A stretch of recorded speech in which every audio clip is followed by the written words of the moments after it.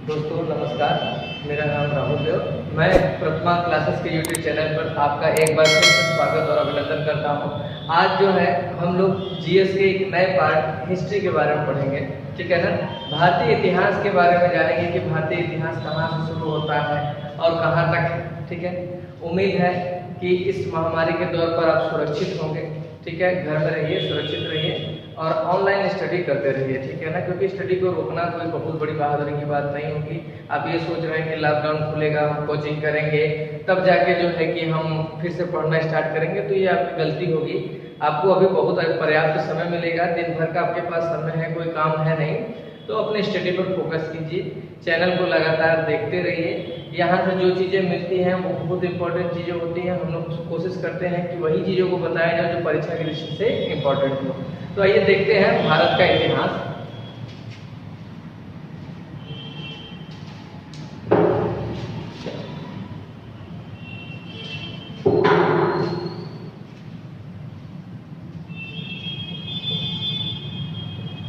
ठीक है ना। इतिहास, भारत के इतिहास को जो है कि हम 3 पार्ट में डिवाइड करते हैं, 3 भाग में क्या करते हैं, डिवाइड करते हैं। इतिहास का 3 पार्ट यही होता है। पहला जो होता है इसको हम लोग बोलते हैं प्राचीन इतिहास, ठीक है ना। प्राचीन इतिहास का मतलब एंशिएंट हिस्ट्री।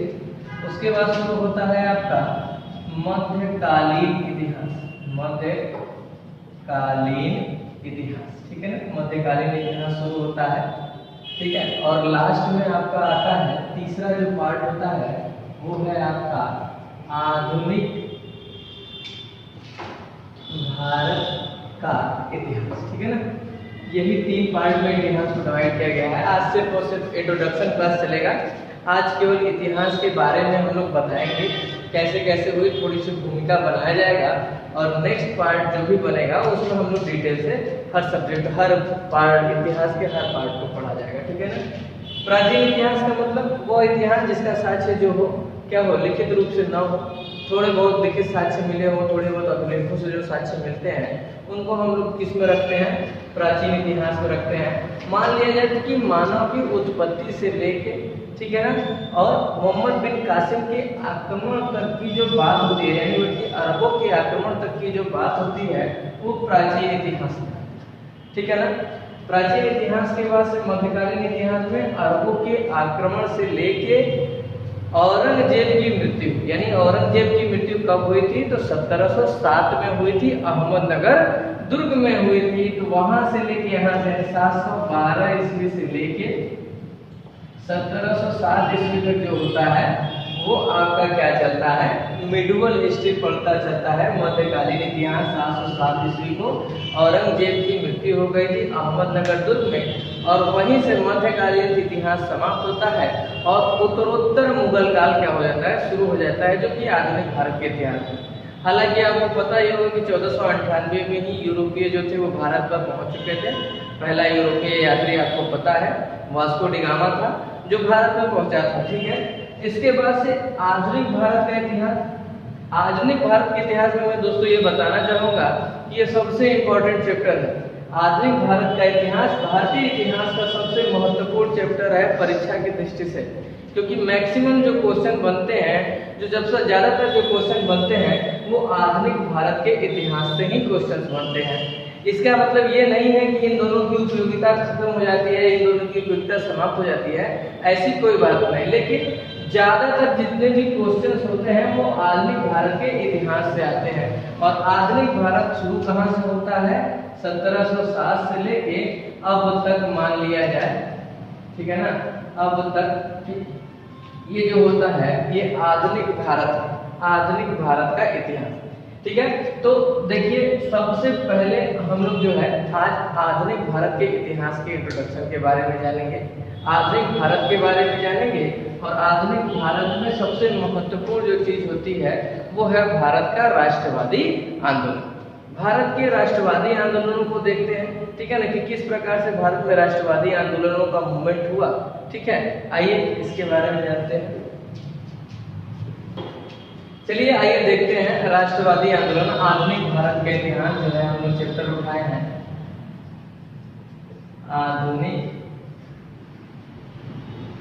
भारत का इतिहास, ठीक है ना, ये मॉडर्न हिस्ट्री है, ठीक है। और इसी को पढ़ेंगे और इसमें भी सबसे महत्वपूर्ण चैप्टर हम लोग पढ़ेंगे भारत का राष्ट्रवादी आंदोलन, राष्ट्रवादी आंदोलन, ठीक है ना। ये सबसे महत्वपूर्ण चीज है क्योंकि यही एमपीसीसी में ज्यादातर क्वेश्चन पूछते हैं, भारत के राष्ट्रवादी आंदोलन, ठीक है ना। परीक्षा की दृष्टि से पढ़ने की सहूलियत की दृष्टि से राष्ट्रवादी आंदोलनों को 3 चरणों में बांटा गया है। कितने चरणों में बांटा गया है? तो राष्ट्रवादी आंदोलनों को 3 चरणों में बांट दिया गया है। अब वो 3 चरण कौन कौन से हैं यहाँ पर देखते हैं, ठीक है, ठीक है ना। भारतीय राष्ट्रीय आंदोलन को, राष्ट्रवादी आंदोलनों को 3 चरणों में बांटा गया है। पहला चरण है जिसको हम बोलते हैं प्रथम चरण, दूसरा है आपका द्वितीय चरण और तीसरा है आपका तृतीय चरण, ठीक है ना। प्रथम चरण, द्वितीय चरण और तृतीय चरण, ठीक है ना। अब इसका काल देख लेते हैं, इसका समय देख लेते हैं। तो प्रथम चरण शुरू होता है 1885 से लेके 1905 तक, यानी भारतीय राष्ट्रीय कांग्रेस की स्थापना से लेके बंगाल के विभाजन तक जो चीजें होती हैं वो आपका जो आता है वो प्रथम चरण में आता है। द्वितीय चरण क्या है? तो द्वितीय चरण शुरू होता है 1905, यानी बंगाल विभाजन से लेके 1917, ठीक है ना। द्वितीय चरण कहाँ से शुरू होता है? 1905 से लेके 1917 तक। किसी किसी किताब में 1919 दे दिया है, ठीक है ना, तो इसको घबराने की जरूरत नहीं है, दोनों मैं डेट लिख दे रहा हूँ, आप ध्यान से पढ़ लीजिएगा, ठीक है ना। 1905 से लेके 1917 या 1919 से द्वितीय चरण शुरू होता है और तृतीय चरण जो शुरू होता है वो 1917 या 1919 से लेके 1947 तक, यानी भारतीय स्वतंत्रता तक शुरू होता है। तृतीय चरण को ही गांधीवादी युग के नाम से भी जाना जाता है। किस युग के नाम से जाना जाता है? तो गांधीवादी युग के नाम से। परीक्षा में कई बार पूछा है कि भारतीय राष्ट्रीय आंदोलनों के कौन से चरण को गांधीवादी युग के नाम से जाना गया है? तो गांधीवादी युग के नाम से किस चरण को जाना गया है? तृतीय चरण को जाना गया है, ठीक है ना। यहाँ देख लेते हैं कि 1885 में क्या हुई थी। तो 1885 में इंडियन नेशनल कांग्रेस, यानी इंडियन नेशनल कांग्रेस, भारतीय कांग्रेस पार्टी का गठन हुआ था। भारतीय कांग्रेस पार्टी की स्थापना हुई थी, ठीक है ना। भारतीय राष्ट्रीय कांग्रेस पार्टी की स्थापना किसने की थी? तो ऑक्टन एलेवियन ह्यूम, ये ब्रिटिश मूल के क्या थे? रिटायर्ड अधिकारी थे। इन्होंने ही लॉर्ड डफरिन के इशारे पर, भारत का तत्कालीन वायसराय उस समय कौन था? लॉर्ड डफरिन था, और लॉर्ड डफरिन के ही इशारे पर एलन ऑक्टेवियन ह्यूम ने जो है कि भारतीय राष्ट्रीय कांग्रेस की क्या की? स्थापना की, ठीक है ना। स्थापना का प्रमुख उद्देश्य क्या रहा? तो अंग्रेजों ने भारतीय राष्ट्रीय कांग्रेस की स्थापना एक सेफ्टी वाल्व के रूप में की। सेफ्टी वाल्व का मतलब कि जो उच्च वर्ग थे, जो शिक्षित वर्ग थे, वो अपने अधिकारों के प्रति जानते थे, तो अपने अधिकारों के प्रति क्या करते थे? मांग करते थे, अपने अधिकारों की मांग करते थे। तो अंग्रेजों को लगा कि ये उच्च वर्ग है, जो शिक्षित वर्ग है, वो अपने अधिकारों का मांग कर रहे हैं, तो इन्हें हमें काफी परेशानियों का सामना करना पड़ रहा है। इस प्रकार इसलिए हमको एक ऐसी संस्था दे दे, बना के दे दे, जिसमें ये शिक्षित वर्ग क्या हो, अपने अधिकारों की मांग करें और हम धीरे धीरे उनको उनका अधिकार थोड़ा थोड़ा करके देते रहें, ठीक है। इसलिए लॉर्ड डफरिन के इशारे पर ए.ओ. ह्यूम ने भारतीय राष्ट्रीय कांग्रेस की क्या की? स्थापना की, ठीक है। लेकिन क्या हुआ? जैसे ही 19वीं शताब्दी 20वीं शताब्दी शुरू हुई, 20वीं शताब्दी में ही जो है कि भारतीय राष्ट्रीय कांग्रेस का जो पहुंच था वो निम्न वर्गों तक पहुंच गया। और ऐसा कब संपन्न हुआ? जब महात्मा गांधी जी भारतीय राष्ट्रीय कांग्रेस में उन्होंने क्या किया? प्रवेश किया। तब जाके जो भारत के जो निम्न वर्ग थे वो भारतीय राष्ट्रीय कांग्रेस के में जुड़े। इससे पहले क्या था? ये उच्च संस्थान थी, इसमें केवल अमीर लोग और शिक्षित वर्ग लोग जो थे वही भाग लेते थे। साल भर में एक इनकी बैठकें होती थी, उसमें ये थोड़ी सी परेशानियों को अंग्रेजों के सामने रख के ये बैठकें क्या कर देते थे? समाप्त कर देते थे। रियल मामले में 20वीं शताब्दी में जाके जो है कि भारतीय राष्ट्रीय कांग्रेस एक भारत में एक राष्ट्रवादी जो है कि पार्टी के रूप में उभरी। ठीक है, तो यहाँ भारतीय राष्ट्रीय कांग्रेस की स्थापना की गई 1885 में। 1905 में क्या हुआ, बंगाल विभाजन हुआ।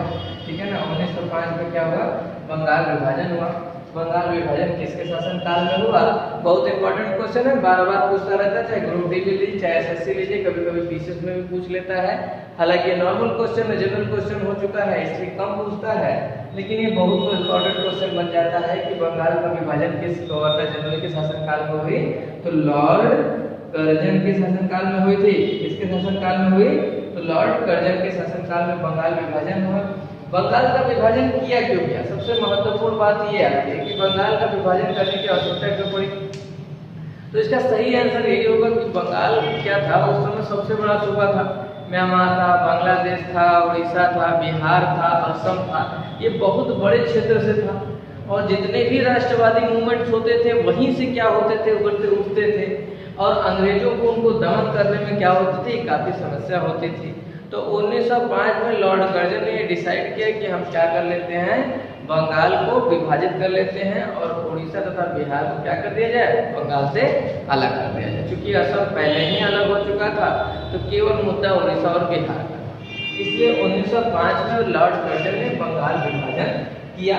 ठीक है, अब द्वितीय चरण में आते हैं। तो 1905 में जो है कि आपको मैं बता ही चुका हूँ कि बंगाल विभाजन हुआ। अब 1905 से लेकर 1917 के बीच में बहुत से आंदोलन हुए। ठीक है ना, तो उन आंदोलनों को भी देखा जाएगा हम, जैसे कि 1905 में बंगाल विभाजन हुआ। ठीक है ना,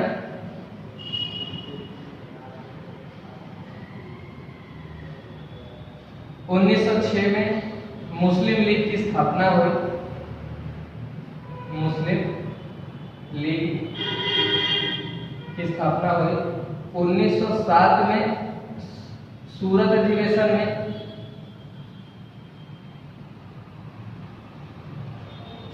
कांग्रेस में प्रथम फूट पड़ा। कांग्रेस पार्टी में प्रथम फूट पड़ा। ठीक है ना, जिसकी अध्यक्षता कौन किया था, रास बिहारी बोस ने किया था। ठीक है, उसके बाद से 1909 में मॉर्ले मिंटो सुधार अधिनियम आया। मॉर्ले मिंटो सुधार अधिनियम आया। ठीक है ना, 1911 में तीसरे दिल्ली दरबार का आयोजन किया गया। तीसरे दिल्ली दरबार का आयोजन क्यों किया गया था? तो ब्रिटेन के महाराजा जॉर्ज पंचम और उनकी महारानी मैरी का जो था आगमन भारत हुआ था, तो उन्हीं के स्वागत के उपलक्ष्य में 1911 में दिल्ली दरबार लगाया गया। दिल्ली दरबार में ही बंगाल विभाजन के निर्णय को जॉर्ज पंचम ने क्या कर दिया, रद्द कर दिया। क्यों रद्द कर दिया? क्योंकि उस समय से जो है कि स्वदेशी आंदोलन काफी तेजी से चल रहा था, और स्वदेशी आंदोलन की वजह से इंग्लैंड में औद्योगिक जो क्रांति थी और जो औद्योगिक जो कार्य होते थे, जो सूती वस्त्र उद्योग था, वो काफी ठप पड़ चुका था, जिसका प्रभाव ब्रिटेन के वित्तीय व्यवस्थाओं पर पड़ रहा था। इसलिए 1911 में जॉर्ज पंचम ने दिल्ली दरबार में जॉर्ज पंचम ने बंगाल विभाजन के निर्णय को रद्द कर दिया। एक दिखाने के लिए किया गया, लेकिन प्रशासनिक अधिकार उड़ीसा और बिहार का क्या किया, बंगाल से अलग कर दिया गया था।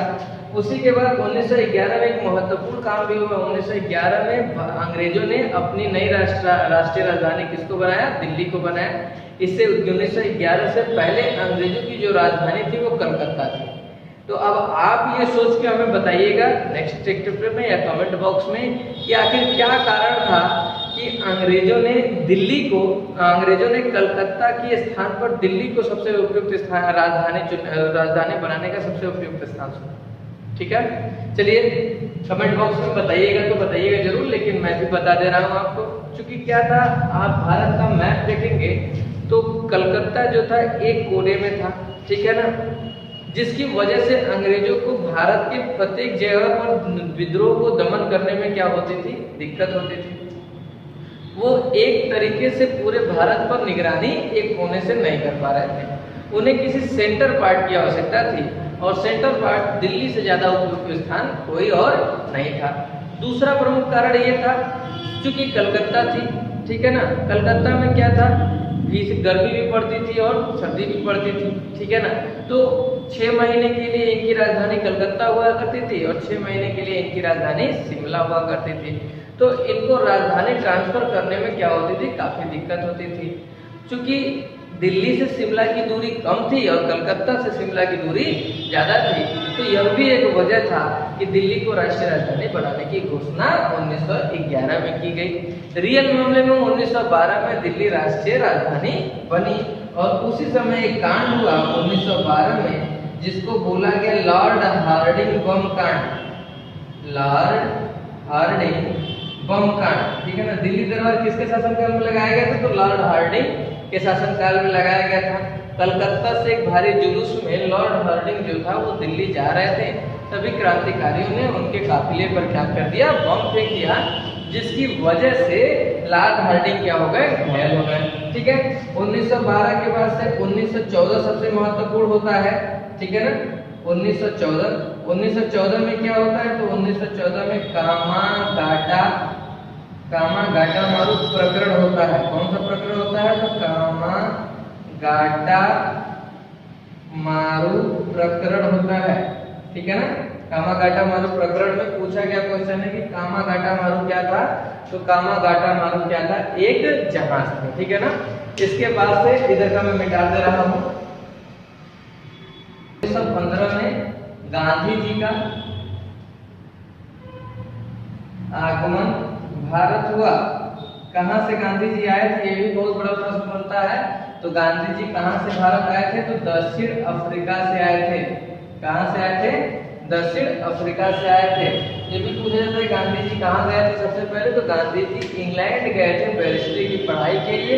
इंग्लैंड से ही वो दक्षिण अफ्रीका गए और दक्षिण अफ्रीका से तब वो कहाँ आए, भारत आए, ठीक है। तो गांधी जी का आगमन 1915 में हुआ।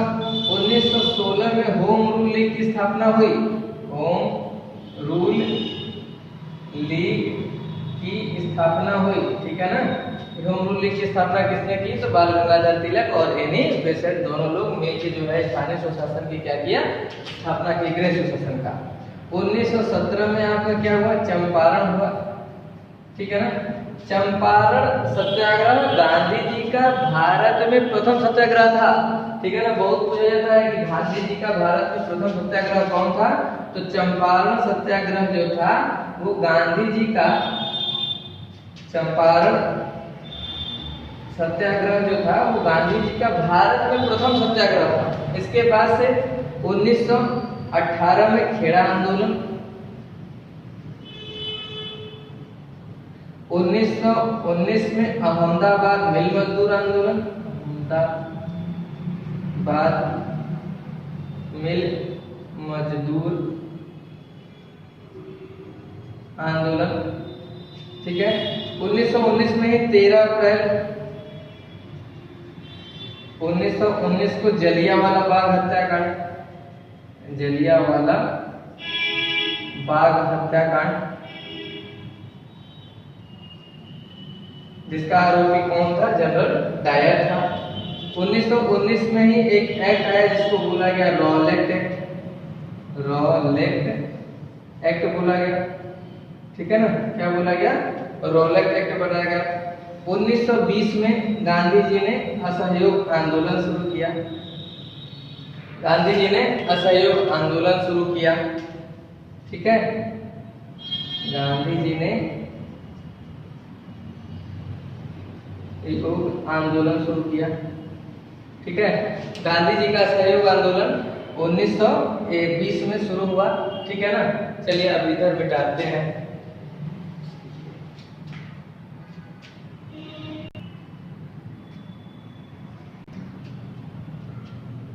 1919 में एक एक्ट आया जिसको बोला गया रोलेट एक्ट बोला गया। रोलेट एक्ट किसकी अध्यक्षता में आया, तो रोलेट एक्ट सिडनी रोलेट की अध्यक्षता में आया, ठीक है। इसी को मॉन्टेनेग्रो चेमफोर्ड सुधार अधिनियम भी बोला गया, इसी को काला कानून भी बोला गया। क्यों काला कानून बोला गया, क्योंकि रोलेट एक्ट के तहत ये कहा गया कि जिस किसी भी भारतीय पर अंग्रेजी विरोधी किसी षड्यंत्र का शक मात्र होगा तो उस भारतीय को क्या कर लिया जाएगा, सीधे जेल भेज दिया जाएगा या सीधे उसको फांसी की सजा दी जाएगी। उसके लिए वो व्यक्ति जो है कि न तो किसी न्यायालय में अपील कर सकता था, न तो अपने पक्ष में दलील दे सकता था, और न तो किसी वकील को रख सकता था। इसीलिए रोलेट एक्ट को भारत में काला कानून की संज्ञा दी गई। काला कानून, या फिर इसको बोला गया ना कोई अपील,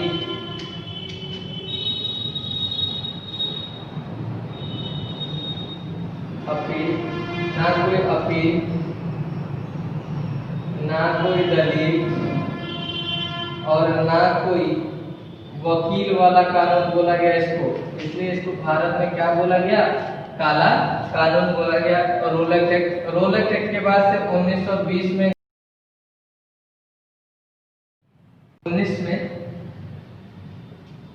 रोलेट एक्ट आया। रोलेट एक्ट आया। यह रोलेट एक्ट किसकी अध्यक्षता में आया? तो सिडनी रोलेट की अध्यक्षता में आया।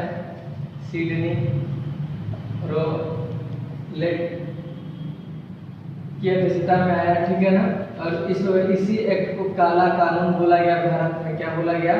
काला कानून बोला गया। काला कानून क्यों बोला गया? क्योंकि किसी भी व्यक्ति को जो है कि अंग्रेज जब चाहे तब वो पकड़ सकते थे, न तो उनको कहीं अपील करने की आज़ादी थी, न तो कहीं दलील देने की, और न तो अपने सेल्फ डिफेंस में किसी वकील को रखने का अधिकार था। इसलिए इस कानून को ना कोई अपील, ना कोई दलील और ना कोई वकील वाला कानून कहा गया, ठीक है ना।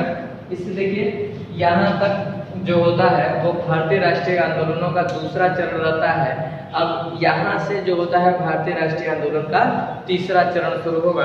तो आइए देखते हैं भारतीय राष्ट्रीय आंदोलन का तीसरा चरण। भारतीय राष्ट्रीय आंदोलन का तृतीय चरण, ठीक है ना। भारतीय राष्ट्रीय आंदोलन का तृतीय चरण तो हालांकि 1917 से शुरू होता है, लेकिन हम 1919 तक द्वितीय चरण में लिए हैं। और तृतीय चरण को ही किस नाम से जाना जाता है? गांधीवादी युग के नाम से जाना जाता है। पहले ही बता चुके हैं आपको, ठीक है ना। गांधीवादी युग के नाम से जाना जाता है। अब तृतीय चरण में कौन कौन सी घटनाएं होती हैं तो ये देखते हैं। तो तृतीय चरण में 1920 में जो होता है वो असहयोग आंदोलन होता है। असहयोग आंदोलन, गांधी जी द्वारा यह आंदोलन होता है। असहयोग आंदोलन होता है, ठीक है। 5 फरवरी 1922 को गोरखपुर के जिले में चौरी चौरा नामक कांड होता है। चौरी चौरा नामक कांड, ठीक है ना। चौरी चौरा नामक कांड की वजह से गांधी जी बहुत दुखी होते हैं और वो क्या कर देते हैं? असहयोग आंदोलन स्थगित कर देते हैं। तो असहयोग आंदोलन स्थगन के कारण 1924 में 1924 में चित्तरंजन दास और मोतीलाल नेहरू ये दो लोग मिलकर जो होता है स्वराज पार्टी की स्थापना करते हैं। किस पार्टी की? स्वराज पार्टी की स्थापना करते हैं, ठीक है। इसके बाद से 1924 में ही HRA की स्थापना होती है। ये पहली क्रांतिकारी संगठन रहता है HRA, हिंदुस्तान रिपब्लिकन एसोसिएशन, जिसकी स्थापना कौन करते हैं? भगत सिंह तथा चंद्रशेखर आजाद।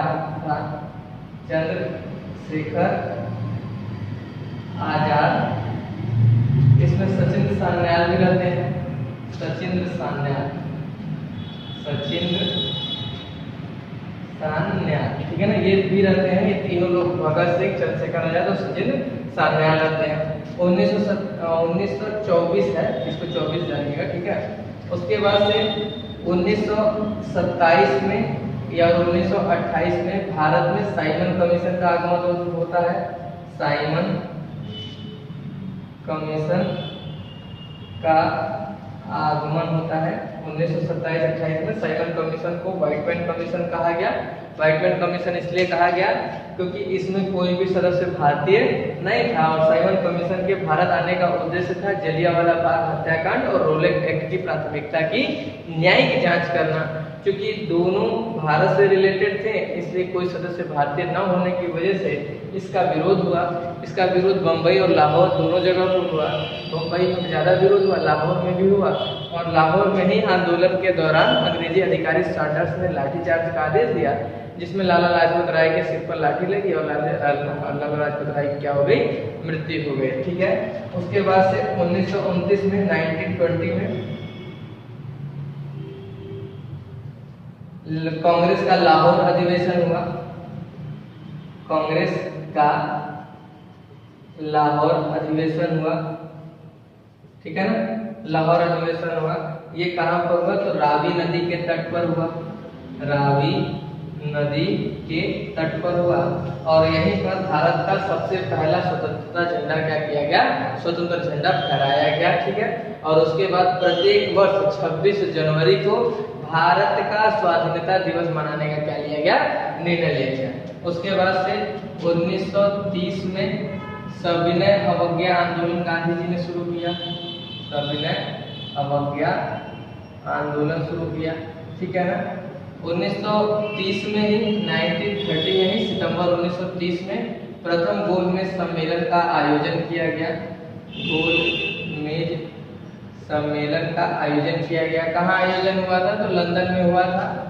ठीक है ना, उस समय ब्रिटेन के प्रधानमंत्री कौन थे, रैमजे मैकडोनाल्ड जो थे वो ब्रिटेन के क्या थे, आपके प्रधानमंत्री थे। ठीक है, उसके बाद से 1931 में गांधी इरविन समझौता हुआ, गांधी इरविन समझौता हुआ। ठीक है, 1931 में ही द्वितीय गोलमेज सम्मेलन हुआ, द्वितीय गोलमेज सम्मेलन हुआ। ठीक है ना, गांधी इरविन समझौते में ये बताया जाता है कि जब गांधी इरविन समझौता हो रहा था तो उस समय भगत सिंह को फांसी चल रही थी। तो चूंकि जो नेता, जो लोग हैं, जो इतिहासकार हैं, वो गांधी जी की काफी आलोचना करते हैं। क्यों आलोचना करते हैं, क्योंकि आलोचना इसलिए किया जाता है क्योंकि गांधी जी, लोग ये इतिहासकार ये मानना था कि जब गांधी जी इरविन से समझौता कर रहे थे तो उनको भगत सिंह के रिहाई की भी मांग इरविन से करनी चाहिए थी। क्योंकि गांधी जी ने ऐसा नहीं किया, इसलिए हमेशा से भारतीय इतिहास में गांधी जी की इसी बात के लेकर आलोचना होते रही है। ठीक है ना, द्वितीय गोलमेज सम्मेलन हुआ। उसी के बाद से 1932 में 1932 में, ठीक है ना, प्रधानमंत्री रैमजे मैकडोनाल्ड ने सांप्रदायिक पंचांग की घोषणा कर दी। सांप्रदायिक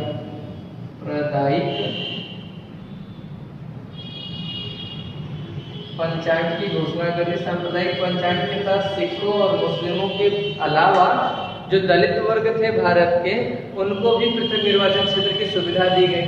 हालांकि डॉक्टर भीमराव अंबेडकर जो दलितों के नेता थे वो तो प्रसन्न हुए, क्योंकि जो अधिकार जो मांग रहे थे अधिकार वो उन्हें मिला। लेकिन गांधी जी क्या हो गए, अप्रसन्न हो गए, जिसकी वजह से गांधी जी ने जो है कि आमरण अनशन शुरू कर दिया। तो गांधी जी और डॉक्टर भीमराव अंबेडकर के बीच में एक पैक्ट हुआ 1932 में ही, जिसको पूना पैक्ट के नाम से जाना गया। किसके नाम से जाना गया, पूना पैक्ट, यानी पूना समझौते के नाम से जाना गया। 1932 में ही तृतीय गोलमेज सम्मेलन भी हुआ, तृतीय गोलमेज सम्मेलन हुआ। ठीक है ना, इसके बाद से 1939 में, ठीक है ना, त्रिपुरी संकट हुई, त्रिपुरी संकट हुआ।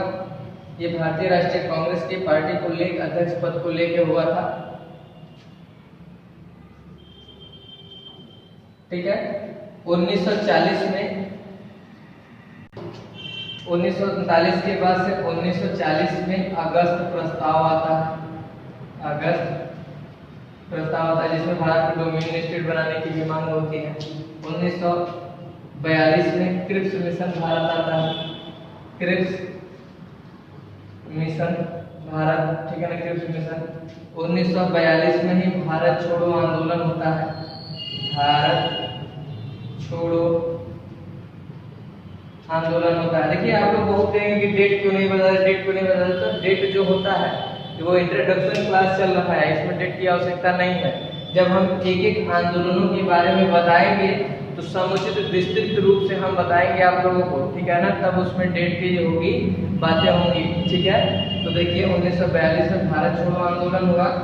1942 के बाद भारत छोड़ो आंदोलन को ही अगस्त क्रांति के नाम से जाना जाता है, अगस्त क्रांति के नाम से जाना जाता है, ठीक है ना, अगस्त क्रांति भी जाना जाता है, या इसको वर्धा प्रस्ताव भी बोलते हैं।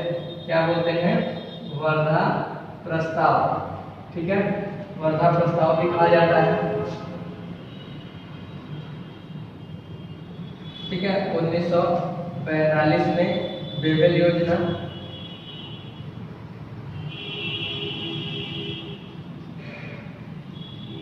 योजना 1946 में कैबिनेट मिशन का आगमन भारत होता है, कैबिनेट मिशन, ठीक है।